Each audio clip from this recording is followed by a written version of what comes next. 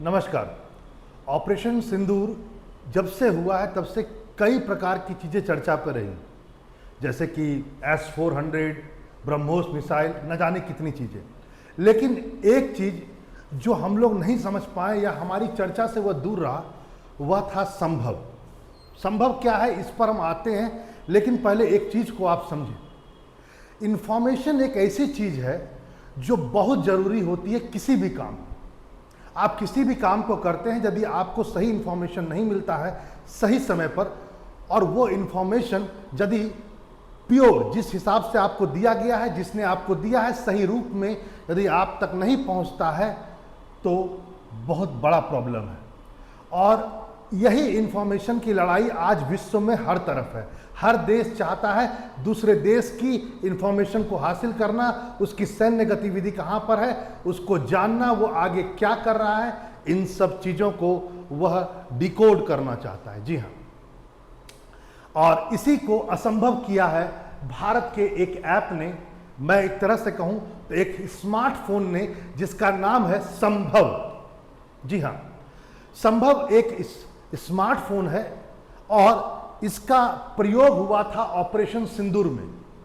Operation सिंदूर में सैनिकों ने, भारतीय सेना ने इस स्मार्टफोन का प्रयोग किया था, और माना जाता है इस स्मार्टफोन से किसी भी चीज को लीक कर पाना या दुश्मन देश या कोई अन्य आदमी जिस तक इंफॉर्मेशन नहीं पहुंचना है उस तक ये पहुंचने नहीं देगा। ये बहुत हाई टेक्नोलॉजी से बनाया गया स्वदेशी यानी कि 100% इंडिजीनियस स्मार्टफोन है। जी हाँ, और कुछ ही देशों के पास ऐसे स्मार्टफोन है और उसके द्वारा वह चैटिंग करते हैं या बात करते हैं। ऐसी टेक्नोलॉजी कुछ ही देशों के पास में। किनके पास है मैं बता देता हूं, अमेरिका, रूस और चाइना। इसके बाद भारत ही वो देश है जिसके पास यह संभव मोबाइल स्मार्टफोन है। यहां पर इस बात को भी आप जाने, वो यह है, जैसा कि मैंने आपसे कहा, संभव का पूरा नाम आप पहले सुन लीजिए, secure army mobile Bharat vision, ये नाम है। ऑपरेशन सिंदूर में हमारे सैनिकों ने इसका भरपूर प्रयोग किया और आपको पता ही है कि ऑपरेशन सिंदूर 100% सक्सेसफुल रहा। यहां पर इस बात को भी आज आप जाने, वो यह है कि यह जो स्मार्टफोन था ये 2023 में ही लॉन्च हो गया था। ऐसा नहीं है कि ये कोई आज का बात है जो मैं आज आपको कह रहा हूं, नहीं, ये 2023 में लॉन्च हो गया था।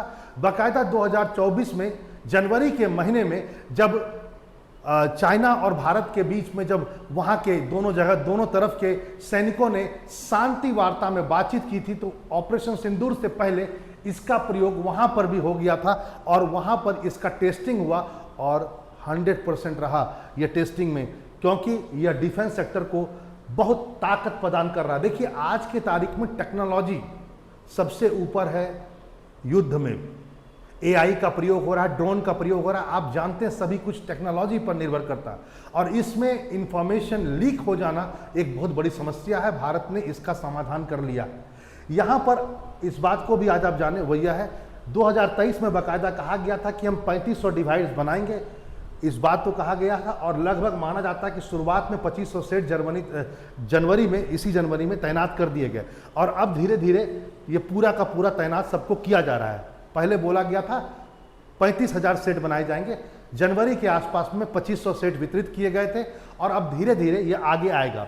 जरा सुन लीजिए आज का जो मेन, ये क्यों आया है ये चीज़, आज मैं इस पर क्यों डिस्कस कर रहा हूँ, जरा ये भी समझना होगा।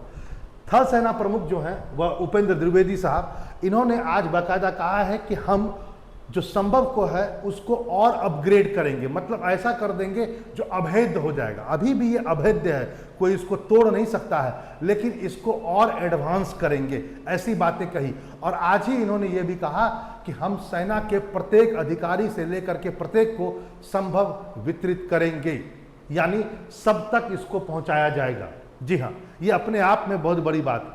35,000 से शुरुआत करके भारतीय थल सेना अध्यक्ष ने कहा अब सबको ये दिया जाएगा। ये अपने आप में बहुत, और अपग्रेड वर्जन आ रहा है इसका। याद रखेंगे ये 5G टेक्नोलॉजी पर आधारित है, स्मार्टफोन है और इसमें मल्टी लेयर इंक्रिप्शन लगा हुआ है।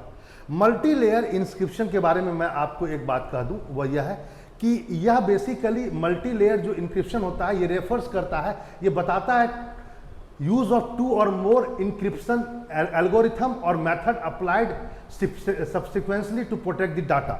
मतलब दो या दो से अधिक एल्गोरिथम या मेथड को यूज किया जाता है जिससे क्या हो, किसी भी डाटा को आप इधर से उधर ना हो, पूरे डाटा को सिक्योर करके रखा जाए, बचा कर रखा जाए।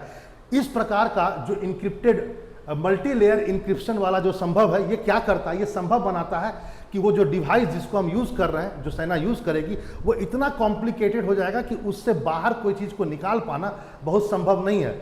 और ये इतना ज़्यादा मल्टी लेयर जो इंस्क्रिप्शन होता है, वह हमारे डिवाइस को इतना हार्डर बना देता है, इतना स्ट्रांग बना देता है कि इसको हाईजैक कर पाना इम्पॉसिबल हो जाता है। इस बात को भी आप जाने, कोई भी हाईजैकर इसको यूज जल्दी नहीं कर सकता है, इतना इसको आप जाने। यहाँ पर कुछ बातों को आप ये भी समझें कि बहुत लोगों ने एक आरोप लगाया, कुछ विदेशी लोग या एंटी इंडियन लोग, उन्होंने कहा कि ये जो संभव है ये बेसिकली एंड्रॉयड जो ऑपरेटिंग सिस्टम होता है उसी का यूज करता है। बिल्कुल नहीं, संभव ना एंड्रॉयड ऑपरेटिंग सिस्टम का यूज करता है और ना जो आईफोन का जो अलग से ऑपरेटिंग सिस्टम होता है उसका यूज करता है। ये कस्टमाइज, ये अपना मिलिट्री ग्रेडेड ऑपरेटिंग सिस्टम है, यानी कि ये एक तरह से मिलिट्री के द्वारा बनाया गया एक कस्टमाइज, मिलिट्री के लिए बनाया गया एक कस्टमाइज ऑपरेटिंग सिस्टम को लेकर के चलता है। क्योंकि बहुत लोगों ने ये कहा कि यार संभव तो बना दिया गया,